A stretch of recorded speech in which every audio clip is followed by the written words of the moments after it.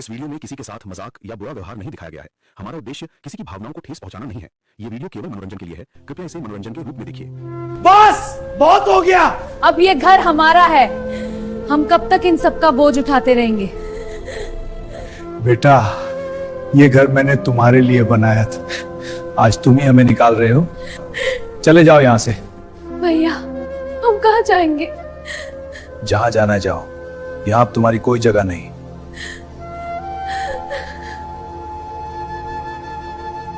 आज समझ आया वो गरीब का बुढ़ापा कितना भारी होता है।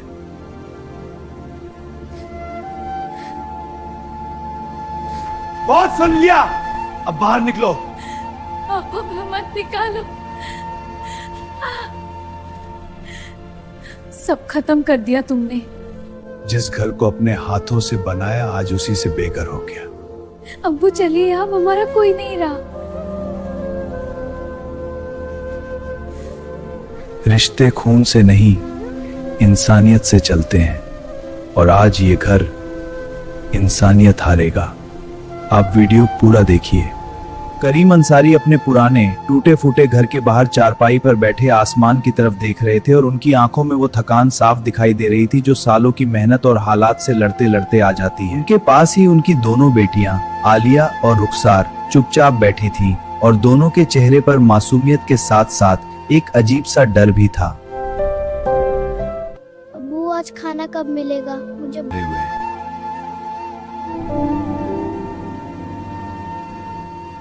अब्बू, भैया कब आएंगे? वो आएंगे तो सब ठीक हो जाएगा ना? करीम की आंखें भर आईं, लेकिन उन्होंने तुरंत अपने आंसू छुपा लिए और बोले, हाँ बेटा, आरमान आएगा तो सब ठीक हो जाएगा, वो हमारा सहारा है। इतने में गली से किसी की आवाज आई, अरे सुनो, आरमान आ गया। अब्बू, भैया आ गए। तीनों तुरंत उठकर दरवाजे की तरफ दौड़े और देखा कि आरमान थका हुआ, धूल से भरा, धीरे धीरे घर की तरफ आ रहा था। करीम ने आगे बढ़कर उसे गले लगाया और बोले, आ गया बेटा, ऐसे ऐसा है तो ठीक हूँ अब्बू, बस थोड़ा थक गया। भैया, कुछ लाए हो खाने के लिए? आरमान ने अपनी जेब से थोड़ा सा राशन निकाला और बोला, बस इतना ही ला पाया हूँ, काम अभी ठीक से मिल नहीं रहा है। रुखसार ने उस छोटे से सामान को ऐसे पकड़ा जैसे उसे कोई खजाना मिल गया हो और बोली, कोई बात नहीं भैया, हम सब मिलकर खा लेंगे। उस रात चारों ने मिलकर थोड़ा सा खाना खाया और फिर चुपचाप सो गए। लेकिन करीम की आंखों में नींद नहीं थी। वो बस अपने बेटे को देखते रहे और कुछ सोचते रहे। अगले दिन रात को जब सब खाना खा चुके थे तो करीम ने धीरे से कहा, आरमान, मुझे तुमसे एक जरूरी बात करनी है। जी अब्बू, बोलिए। करीम ने थोड़ा रुककर कहा, बेटा, अब तू बड़ा हो गया है, मैं चाहता हूं कि तेरी शादी कर दूं। अरमान थोड़ा चौंक गया और बोला, अभी अब्बू, घर की हालत देख रहे हैं आप, हम खुद ठीक से नहीं रह पा रहे हैं। करीम ने समझाते हुए कहा, बेटा, बहू आएगी तो घर संभाल लेगी, तेरी बहनों का भी ख्याल रखेगी और शायद हमारी किस्मत भी बदल जाए। आलिया और रुखसार चुपचाप ये सब सुन रही थी और उनके चेहरे पर हल्की सी उम्मीद दिख रही थी। भैया की शादी होगी तो घर में खुशियाँ आएंगी ना? करीम ने सिर हिलाते हुए कहा, हाँ बेटा, बहुत खुशियाँ आएंगी। कुछ ही दिनों में करीम ने बड़ी मेहनत से उधार लेकर और लोगों से मदद मांगकर आरमान की शादी तय कर दी और फिर शादी का दिन भी आ गया। नाजिया जब दुल्हन बनकर घर में आई तो उसने चारों तरफ देखा और उसके चेहरे पर हल्की सी नाखुशी साफ नजर आ रही थी। उसने धीमे से आरमान से कहा, यही है तुम्हारा घर? हाँ, अभी ऐसा ही है, लेकिन धीरे धीरे सब ठीक हो जाएगा। आओ बहू, घर में तुम्हारा स्वागत है, ये घर अब तुम्हारा। करीम ने मुस्कुराते हुए कहा। नाजिया ने बस हल्का सा सिर हिलाया और अंदर चली गई। शुरुआत के कुछ दिन ठीक रहे। नाजिया चुप रहती थी और किसी से ज्यादा बात नहीं करती थी, लेकिन धीरे धीरे उसका असली स्वभाव सामने आने लगा। एक दिन उसने गुस्से में कहा, ये किया है। रोज इतना कम खाना क्यों बनता है? मैं ऐसे नहीं रह सकती। आलिया ने धीरे से कहा, भाभी हमारे पास इतना ही होता है। हम सब मिलकर खाते हैं। नाजिया ने तेज आवाज में कहा, तो मैं क्या भूखी रहूंगी? मैंने ऐसी जिंदगी के लिए शादी नहीं की है। करीम ने समझाने की कोशिश की और बोले, बहू हालात थोड़े कमजोर हैं, लेकिन हम सब मिलकर ठीक कर लेंगे। नाजिया ने ताना मारते हुए कहा, आप लोग सालों से यही कह रहे होंगे, लेकिन कुछ बदला क्या? उसकी ये बात सुनकर करीम चुप हो गए और आलिया और रुखसार डर गईं। रात को नाजिया और आरमान कमरे में थे। नाजिया ने गुस्से में कहा, सुनो आरमान, इस हालत में नहीं रह सकती। ये गरीबी, ये तंग जगह, ये सब मुझे बिल्कुल पसंद नहीं है। तो मैं क्या करूं? मैं कोशिश तो कर रहा हूं। या तो तुम अलग घर ले लो या फिर मैं यहाँ नहीं रहूंगी। आरमान चुप हो गया और गहरी सोच में पड़ गया। अगले दिन जब करीम ने प्यार से पूछा, बेटा आज काम मिला क्या? हर बार यही पूछते रहते हो, नहीं मिला काम, क्या करूं मैं? करीम ये सुनकर चुप हो गए। उन्हें अपने बेटे के बदले हुए लहजे से बहुत दुख हुआ। आलिया ने धीरे से रुखसार से कहा, देखा भैया बदल रहे हैं। रुखसार की आंखों में आंसू आ गए और उसने कहा, दीदी भाभी के आने के बाद सब बदल गया है। दिन बीतते गए और घर का माहौल और ज्यादा खराब होता गया। नाजिया अब खुलेआम आलिया और रुखसार पर गुस्सा करने लगी थी। आलिया ने शांत स्वर में कहा, भाभी हम घर का काम करते हैं, पानी भरते हैं, खाना बनाते। नाजिया ने हंसते हुए कहा, इसे काम कहते हो तुम? ये तो नौकर भी कर लेते हैं। करीम ये सब सुन रहे थे, लेकिन मजबूरी में चुप थे। उस रात नाजिया ने फिर आरमान से कहा, मैं आखिरी बार कह रही हूँ, मुझे अलग घर चाहिए, नहीं तो मैं चली जाऊंगी। ठीक है, मैं कुछ सोचता हूँ। दूसरे कमरे में बैठे करीम अपनी बेटियों के साथ थे और उन्हें इस बात का जरा भी अंदाजा नहीं था कि उनके ही घर में उनके खिलाफ फैसला लिया जा रहा है। अब्बू सब ठीक हो जाएगा ना? हाँ बेटा, सब ठीक हो जाएगा। लेकिन उन्हें खुद नहीं पता था कि आने वाला वक्त उनकी जिंदगी का सबसे बड़ा इम्तिहान बनने वाला है और जिस बेटे को उन्होंने अपना सहारा समझा था, वही अब उन्हें सहारा देने के बजाय उनसे उनका सहारा छीनने वाला। सुबह का वक्त था। घर के आंगन में हल्की धूप पड़ रही थी, लेकिन उस घर के अंदर जो होने वाला था वो किसी अंधेरे से कम नहीं था। करीम अंसारी चारपाई पर बैठे थे और उनके पास ही आलिया और रुखसार चुपचाप बैठी थी।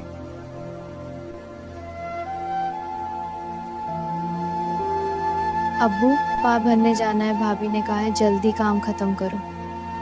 अब भाभी अब हमसे पहले जैसा प्यार क्यों नहीं करती? बेटा सब ठीक हो जाएगा, तुम लोग दिल छोटा मत करो। तभी अंदर से नाजिया की तेज आवाज आई, रुखसार कब तक बैठे रहोगी? काम नहीं करना क्या?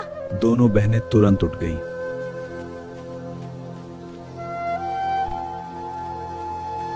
जी भाभी अभी कर रहे हैं। करीम ने यह सब देखा, लेकिन कुछ बोल नहीं पाए। उसी समय अंदर कमरे में आरमान बैठा था। नाजिया उसके सामने खड़ी थी। आरमान अब बहुत हो गया, मैं इस घर में एक दिन भी और नहीं रह सकती। तो मैं क्या करूं नाजिया, मेरे पास पैसे नहीं भी। तो इंतजाम करो या फिर साफ साफ बोल दो कि तुम मेरे साथ नहीं रहना चाहते। ऐसी बात नहीं है, तो फिर एक फैसला लो। या तो ये सब लोग इस घर से जाएंगे या मैं जाऊंगी। आरमान चुप हो गया। उसके चेहरे पर डर, उलझन और कमजोरी दिखे कह रही। नाजिया के चेहरे पर हल्की मुस्कान आ गई। दोपहर का वक्त था। करीम अपनी बेटियों के साथ बैठे थे कि तभी आरमान उनके सामने आ गया। देता आ गया, बैठो। हाँ बेटा, बोलो। आरमान ने नजरें झुका ली, फिर बोला, अब्बू, ये घर छोटा है और खर्चा भी ज्यादा है। अब्बू, मुझे आपसे कुछ बात करनी है। लेकिन आज आरमान के चेहरे पर वो प्यार नहीं था। करीम थोड़ा चौंके। तो बेटा, हम सब मिलकर संभाल लेंगे। करीम समझ नहीं पाए। आरमान ने एक गहरी सांस ली और बोला, नहीं अब्बू, अब ऐसा नहीं हो सकता। आलिया और रुखसार घबराकर एक दूसरे को देखने लगी। क्या मतलब है तुम्हारा बेटा? तभी नाजिया भी वहां आ गई और बोली, मतलब साफ है, हम अलग रहना चाहते हैं। अलग? ये घर तो तुम्हारा ही है। तो आप लोग कहीं और चले जाओ। करीम का दिल जैसे रुक सा गया। ये सुनकर जैसे समय थम गया। क्या बेटा, हम कहां जाएंगे? मुझे नहीं पता, लेकिन अब आप लोग यहां नहीं रह सकते। भैया हम कहाँ जाएंगे? भैया, हमने क्या गलती की है? नाजिया ने बीच में कहा, बस करो, तुम दोनों चुप रहो, ड्रामा मत करो, हमें अपनी जिंदगी जीनी है। अरमान बेटा, मैंने तेरे लिए क्या क्या नहीं किया, और आज तू। बस अब्बू, हमें और कुछ नहीं सुनना चाहता। करीम धीरे धीरे उठे, अपने बेटे के पास गए और उसके कंधे पर हाथ रखकर बोले, बेटा, अगर हमसे कोई गलती हुई है तो माफ कर दे, लेकिन हमें इस तरह मत निकालती। मैंने फैसला कर लिया है, आप लोग आज ही गृहस्थी। आरमान ने उनका हाथ झटक दिया। ये सुनकर आलिया और रुखसार जोर जोर से रोने लगी। कुछ ही देर में करीम ने एक पुराना सा बैग उठाया, उसमें अपने और बेटियों के कुछ कपड़े रखे।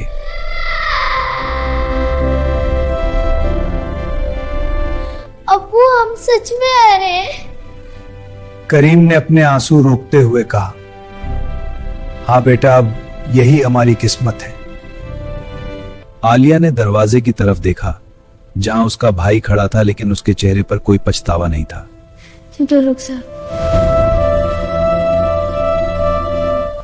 तीनों धीरे धीरे दरवाजे की तरफ बढ़े। करीम ने एक बार पीछे मुड़कर घर को देखा, वही घर जहां उसने अपनी पूरी जिंदगी गुजार दी थी। फिर वो बाहर निकल गए। तीनों अब सड़क पर थे। धूप तेज थी और उनके पास कोई ठिकाना नहीं था।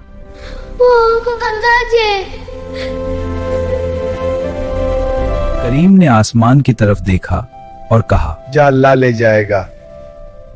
आलिया ने अपने अब्बू का हाथ पकड़ा और बोली, मैं आपके साथ हूँ अब्बू। अब्बू, आपके साथ है, हमें किसी और की जरूरत नहीं है। करीम की आंखों से आंसू बह निकले। अब देखो, अब हमारी जिंदगी शुरू होगी। उधर घर के अंदर नाजिया मुस्कुरा रही थी, लेकिन आरमान खामोश खड़ा था। अमर, उसके दिल के अंदर कहीं ना कहीं एक हल्की सी बेचैनी जरूर थी।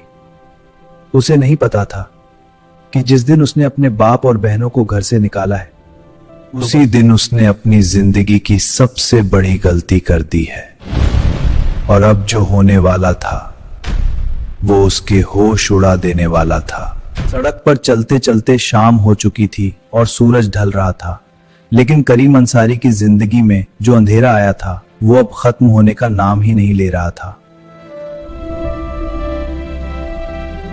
आलिया और रुखसार उनके साथ चुपचाप चल रही थीं और तीनों के चेहरे पर थकान, दर्द और बेबसी साफ दिखाई दे रही थी। अब्बू, मेरे पैर दर्द कर रहे हैं, हम कब रुकेंगे? करीम ने तुरंत अपनी बेटी को संभाला और उसे अपने पास बैठा लिया। बस बेटा, थोड़ी देर और फिर हम कहीं बैठ जाएंगे। आलिया ने चारों तरफ देखा, फिर बोली, अब्बू, सामने एक पुराना सा शेड दिख रहा है, शायद वहाँ रात गुजार सकते हैं। करीम ने सिर हिलाया और तीनों उस टूटी फूटी छत के नीचे जाकर बैठ गए। रात धीरे धीरे गहरी होने लगी, हवा ठंडी हो रही थी। अब्बू, हम भैया हमें लेने आएंगे ना? करीम के दिल में जैसे किसी ने तीर मार दिया हो। उन्होंने अपनी बेटी के सिर पर हाथ रखा और बोले, सो जाओ बेटा, अल्लाह सब ठीक करेगा। आलिया सब समझ रही थी, लेकिन वो चुप थी। उसी समय घर के अंदर सब कुछ बदल चुका था। नाजिया आराम से बैठी थी। अब घर कितना शांत लग रहा है, कोई शोर नहीं, कोई झंझट नहीं। अरमान चुप था। उसके चेहरे पर एक अजीब सी बेचैनी थी। अब हम अपनी जिंदगी अपने तरीके से जी सकते हैं। लेकिन अब्बू और दोनों बहनें, नाजिया ने तुरंत बात काट दी। बस करो, अब कोई रुकावट नहीं। उनकी चिंता छोड़ो, उन्होंने अपनी जिंदगी जी ली, अब हमें अपनी जिंदगी जीनी है। अरमान चुप हो गया, लेकिन उसका दिल मान नहीं रहा था। कुछ दिनों बाद घर का माहौल बदलने लगा। खाने के लिए पैसे कम पड़ने लगे। अरमान काम ढूंढता रहा, लेकिन उसे सही काम नहीं मिल रहा था। एक दिन नाजिया आज भी काम नहीं में मिला। तो मैं क्या करूं? मैं कब तक ऐसे रहूंगी? तो मैं कोशिश कर रहा हूं। कोशिश से पेट नहीं भरता अपना अरमान। अरमान चुप हो गया। रात को अरमान अकेला बैठा था। उसे अपने अब्बू की बातें याद आ रही थी। बेटा, सब ठीक हो जाएगा, हम मिलकर सब संभाल लेंगे। फिर अरमान ने सिर पकड़ लिया। मैंने क्या कर दिया?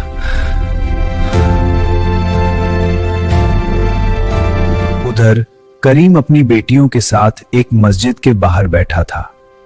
एक आदमी उनके पास आया। बाबा, आप यहां क्यों बैठे हैं? करीम ने धीरे से कहा, बेटा, अब हमारा कोई घर नहीं है। आदमी को उन पर तरस आ गया। आप मस्जिद के पीछे रह सकते हैं और मैं आपको काम दिलाने की कोशिश करूंगा। करीम की आंखों में उम्मीद की एक किरण आई। अल्लाह तुम्हें खुश रखे बेटा। धीरे धीरे करीम को एक छोटा सा काम मिल गया। आलिया भी लोगों के घरों में काम करने लगी। रुखसार स्कूल जाने लगी। तीनों ने मिलकर अपनी जिंदगी फिर से बनानी शुरू कर दी। अब्बू, देखना एक दिन हम भी अच्छा घर लेंगे।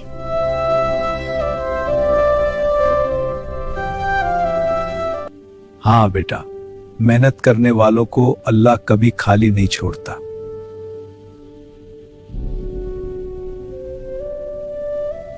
उधर अरमान और नाजिया के बीच झगड़े बढ़ते जा रहे थे। मैंने सोचा था शादी के बाद जिंदगी बेहतर होगी, लेकिन यहाँ तो और खराब हो गई।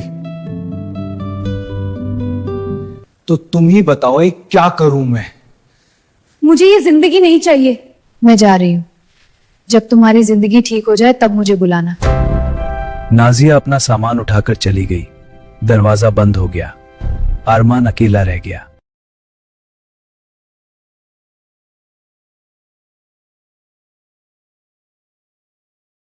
अरमान जमीन पर बैठ गया। उसकी आंखों से आंसू बहने लगे। मैंने अपने अब्बू को निकाल दिया और आज मैं खुद अकेला रह गया। कुछ समय बाद अरमान अपने अब्बू को ढूंढते ढूंढते उस मस्जिद तक पहुंच गया। वहां उसने देखा करीम अपनी बेटियों के साथ बैठकर खाना खा रहे थे और उनके चेहरे पर सुकून था। अरमान की आंखों से आंसू निकल आए। वो धीरे धीरे उनके पास गया। अब्बू! करीम ने मुड़कर देखा। कुछ पल के लिए सन्नाटा छा गया। अब्बू, मुझे माफ कर दो, मैंने बहुत बड़ी गलती कर दी। आलिया और रुखसार भी उसे देख रही थी। करीम कुछ देर चुप रहे, फिर उन्होंने अपने बेटे को उठाया। बेटा, गलती हर इंसान से होती है। अब्बू, मैं आपके बिना कुछ नहीं हूं। भैया, हमें छोड़कर क्यों गए थे? अरमान ने उसे गले लगा लिया। या अल्लाह, तूने मुझे सब्र का फल दे दिया। आलिया मुस्कुरा रही थी। रुखसार अपने भाई के साथ खुश थी और अरमान उसकी आंखों में पछतावा भी था और एक नई शुरुआत की उम्मीद भी उसे समझ आ चुका था। जिस घर में माँ बाप की इज्जत नहीं होती, उस घर में कभी बरकत नहीं होती।